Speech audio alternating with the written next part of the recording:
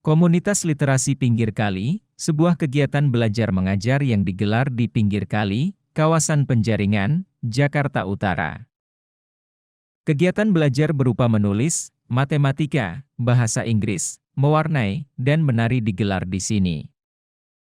Komunitas ini lahir pada tahun 2020 awal akibat keresahan akses pendidikan yang tidak merata, terutama kepada masyarakat menengah ke bawah. Ya gitu pegangnya. Satu, Ya, itu. sembilan. Punya ini aja tuh. Sembilan. Ya. Sembilan kamu. Coba. Ya udah boleh. Oke. Ayo, sikat. Oh yo. Ya kayak gitu. Cuman sama yoyo.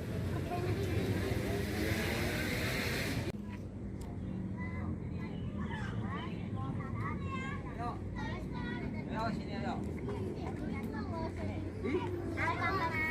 Tiga. Ayo.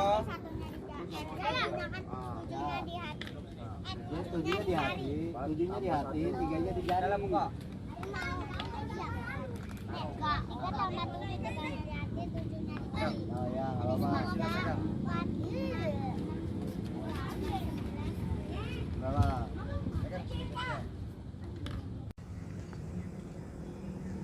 Ini Bang, kalau misalnya untuk literasi pinggir kali sendiri itu awalnya kapan sih mulai aktifnya gitu? Awalnya sih dari awal pandemi, karena ya anak-anaknya tidak ada kegiatan, kita dirumahkan aja. Akhirnya ya udah kita buat nih sebuah organisasi ya atau nggak komunitas untuk membangun pemuda-pemuda sini untuk bersatu dulu. Akhirnya kita bangun lah untuk yang lebih baik lagi, kayak buat taman baca, ini buat berguna lebih banyak orang lagi lah.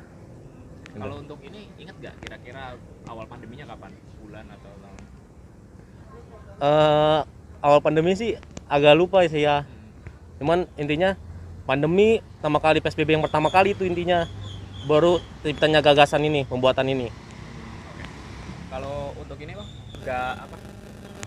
Awalnya ini kenapa sih kok teman-teman awal konsepnya gimana? Tiba-tiba Kalau untuk konsepnya apa ya, kayak ada kawan-kawan dari kolektif luar atau organisasi luar yang coba untuk memperkenalkan dan kayak menanamkan minat baca terhadap anak-anak kecil gitu. Yang kita tahu bahwasanya minat baca di Indonesia ini sangat minim sekali gitu. Dan juga selain itu pun kayak campaign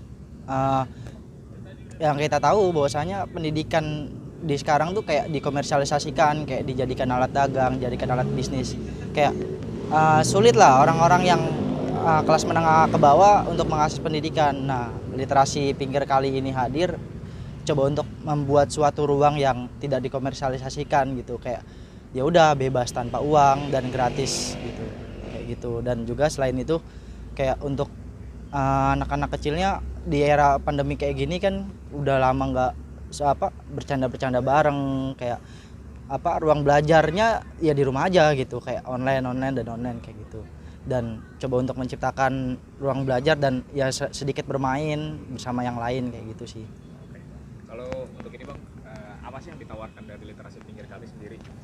Misalnya Yang kita tawarkan sih lebih ke apa ya, anak-anak yang mungkin yang terdampak COVID sih ya, termasuk kita juga ya. Jadi biar tetap ada sosialnya. Jadi kita juga nggak lupa budaya kita nih, gotong royongnya dari pembuatan taman sampai terbentuknya literasi pinggir kali, pembacaan taman baca ini. Yaitu akhirnya anak-anak bisa berinteraksi dengan protokol juga, dengan protokol kesehatan yang lengkap juga. kalau untuk model pembelajarannya kira-kira ditawarkan literasi pinggir jalan apa? Entah itu membaca, menulis atau gimana tuh? Seni gitu.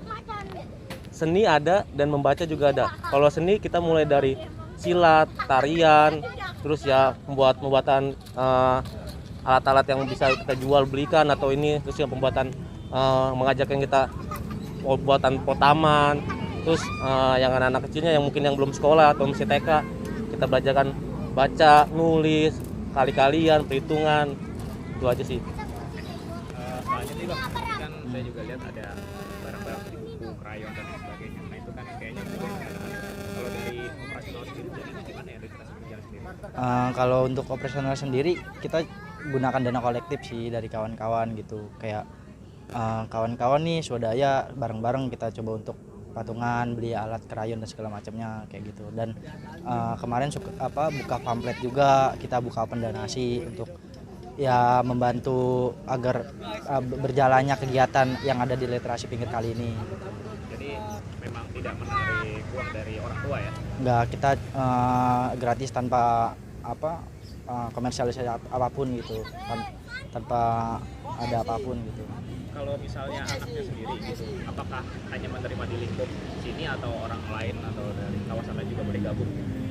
Oh, kita bebas aja sebenarnya kan, kayak terbuka untuk umum gitu. Cuma karena emang posisi dan lingkupnya ada di wilayah ini, dan mungkin ya karena posisi di wilayah jadi kayak ini dikhususkan untuk wilayah, tapi ini emang terbuka untuk umum, siapapun boleh aja gitu. Gitu sih. Bang, kalau untuk ini relawannya sendiri dari mana ya teman-teman? Untuk awalan sih dari anak-anak sekitaran sini dulu terbentuknya, dari sebuah gagasan anak-anak sini dulu. Nah, baru kita ada relasi dari pertemanan dari kampus-kampus lain, daerah-daerah lain. Jadi emang benar-benar terbuka untuk umum juga gitu. Siapapun bisa jadi tenaga pengajar di sini gitu. Ini Bang, kalau misalnya buat teman-teman yang lain gitu, misalnya ada orang yang ingin jadi relawan gitu, caranya gimana? Langsung datang ke sini atau kontak dulu atau gimana sih? Boleh.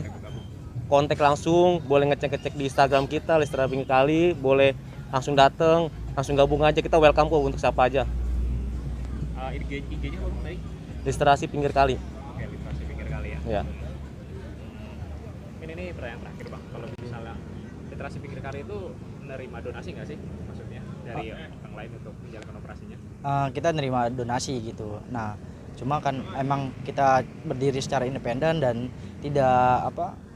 tidak mau bergerak ada embel-embel apapun gitu. Emang kita coba untuk independen, nggak mengandalkan siapapun, cuma untuk kayak kolektif dan bermaksud emang benar-benar mau donasi, ingin membantu, ya kita welcome banget. Bukanya setiap hari Minggu ya? Setiap hari Minggu kita. Dari jam berapa? Dari jam habis sholat asar sampai sebelum maghrib. Oke. Gimana nih rencana ke depannya? Ada rencana atau planning lain gitu? Untuk rencana sendiri kayak untuk lebih dirapikan lagi aja sih, kayak metode pembelajarannya, kayak bikin modul-modul belajar agar supaya anak ini nggak bosen, nggak monoton kegiatan-kegiatan di sini, kayak belajarnya itu. Dan kita untuk bebasin aja mereka untuk berekspresi kayak gimana pun, kita nggak batasin ruang geraknya mereka gitu, kayak gitu sih.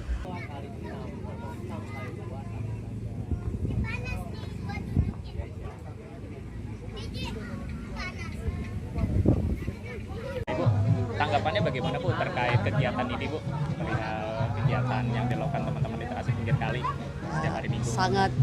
Kegiatannya ini sangat membantu biar anak-anak di rumah itu nggak kebanyakan megang HP. Terus ya buat kedepannya agar lebih maju lagi gitu.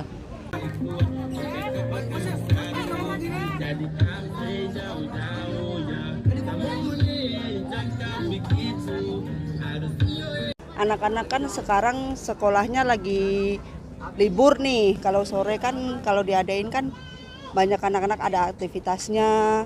Terus kalau bisa tiap hari, tiap sore nggak apa-apa lah demi anak-anak. Soalnya biar ada kemajuan, terus ada keberanian buat mereka. Bu, untuk harapannya Ibu ke depan gimana nih untuk teman-teman Literasi Pinggir Kali sendiri?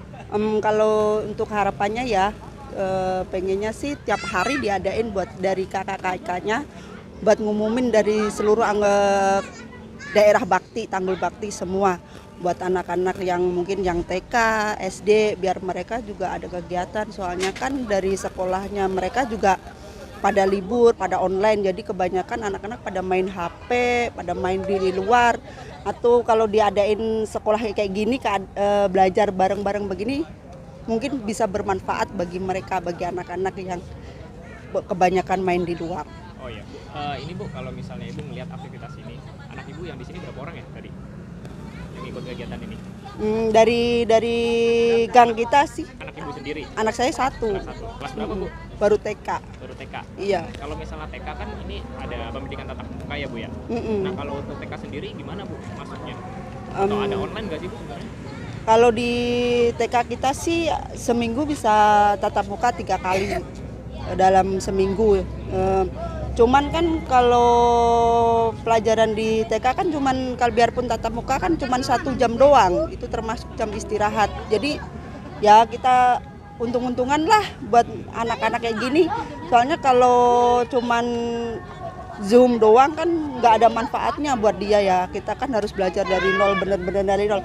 Tapi kalau kegiatan di sore kayak gini, jadi mereka itu bisa berbaur bersama.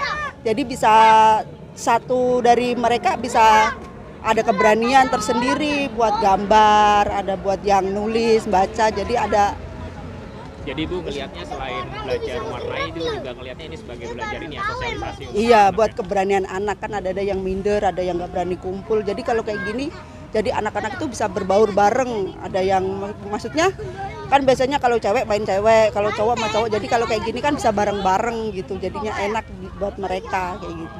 Ibu emang agak terbantu ya dengan Iya bener-bener. Kita juga seneng kok, jadi anaknya juga semangat kalau ada kayak gini pasti langsung ikut. Termasuk anak saya, kalau diajak Mas Adam langsung mau dia. Ini di sampingnya lagi, nggak apa-apa sininya. Ya.